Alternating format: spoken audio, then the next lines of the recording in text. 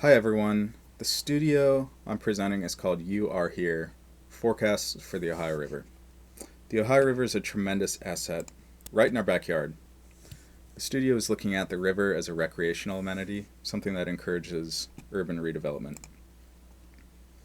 The river is nearly 1,000 miles long, and we discovered quickly the footprint of the river is impressively large. Its watershed contains about 10% of the country, that's 25 million people. This land area is larger in landmass than Spain, Germany, or Italy. The scope of our studio is the stretch of river communities between Cincinnati and Pittsburgh. It's about 450 miles long and averages about one every 4 miles a community. And these communities have been largely underestimated. They've been overlooked due to bypassing interstate routes, heavy industrial activity that prohibits public activity, general proximity to larger urban centers both on and off the river. Thus, a significant portion of the river is essentially unknown to the citizens of the watershed. You could say our studio as a collective suggests a possible future for the Ohio River. One of the most active transportation corridors in the world perhaps might turn into a network of civic spaces to transform this linear landscape into one big recreational system. The work at the studio is organized into 4 research clusters, which you see on the screen. Students studied the river under these filters. They identified and studied existing conditions of a particular site that they identified and looked to both global and local references as a departure point for an architectural proposal. Individual projects with a collective mentality emerged out of this study. So you could say thematically we were critically looking at how spatial design and master planning can offer new ways to learn, play, explore, and eat along the river. Just for scale, this is a 200 mile per hour view of the landscape in its current state. The entire scope of the river from Cincinnati to Pittsburgh takes 25 minutes to traverse this way. And as you can see, the river has been and still is a contested space with overlapping uses like industry, energy production, commercial transportation, recreation, private uses, and even wildlife. The corridor is connected with a scenic byway stretching its entire length, some passenger rail at times, and multimodal trail systems. The depth and flow of the river is also managed through an extensive lock and dam system. It's quite a developed corridor. So, let's all hop on the boat and let's float down the river and let's explore some of these projects.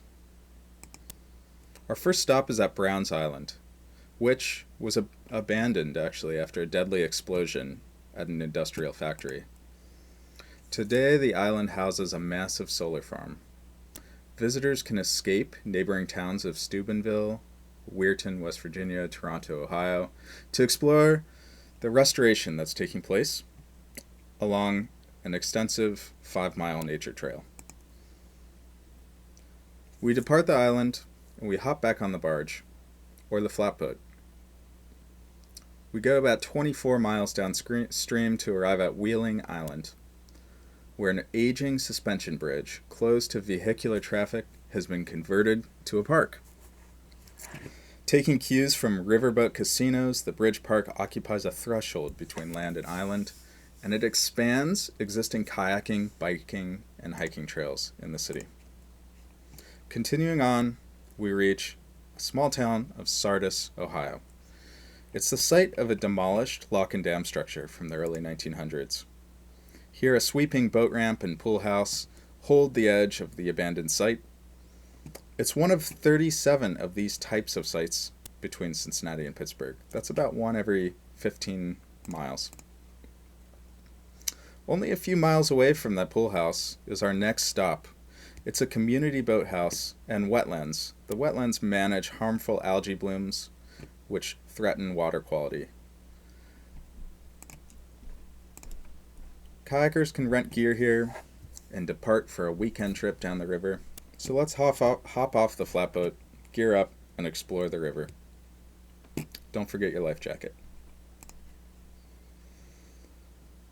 Near the end of our first day on kayak, we've reached a campsite tucked away in the foothills of a national forest.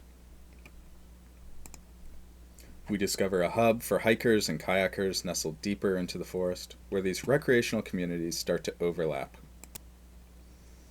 As we depart in the morning on our second day, we discover a floating plaza, an artificial island, where an ecology center is growing freshwater mussels to filter the Ohio River. There's a hostel here where other kayakers are staying as well. We'll pick up a few on our trip. We continue on and we reach Marietta, but we've become distracted by a colorful beacon on the banks of the river and want to see more. So a quick pit stop here so we can stretch our legs. We discover this big, long ramping sequence and a series of outdoor rooms. The pathway brings us to an overlook where we contemplate the history of the landscape. About 15 miles later, we arrive at Blennerhassett Island, and we catch a performance under a large overpass. We discover this was the site of a plot to overthrow the government just after the Civil War, and before that, it was a sacred site of native tribes. Quite a deep history. Just a mile downstream, we discover an abandoned lockhouse from the early 1900s. It's the anchor for a new outdoor playscape that is saturated with cultural and scientific program. Onwards to Point Pleasant, home of the Mothman Festival, an annual gathering commemorating the visit of the mysterious entity known only as Mothman. A studio favorite as well, if I might add. On its outskirts, we find our next landmark. It's a collective space that represents a network of independent farmers from nearby. Tracking through community garden plots, we arrive at a collection of greenhouses. We find a market, a collective space where regional farms are selling produce and other locally made goods. We have a communal dinner with other visitors in the fields of the farm. This is how we end our day. The pavilion is nestled deep into the site. In the morning, on the next day, we arrive at Portsmouth, where a riverfront park has taken over the city's flood wall. It turns out that the town had cut itself off from the river due to annual threat of floods. But this intervention reconnects the commercial district and its residents back to the river. We press on just a bit further outside Portsmouth to discover yet another abandoned federal site, which once housed a lockhouse.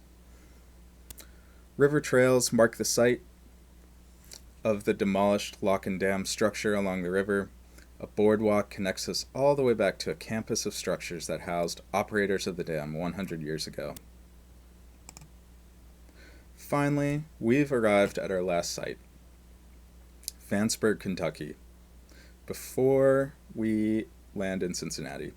It's a lockhouse, it's still intact, but it's been converted and augmented into an outdoor learning center.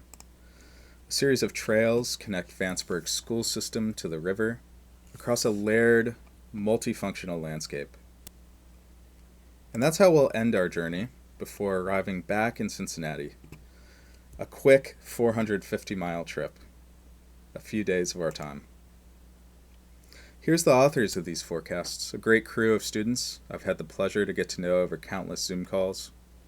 I'd like to introduce each of them and recognize their work these past few years. Yara Alandia,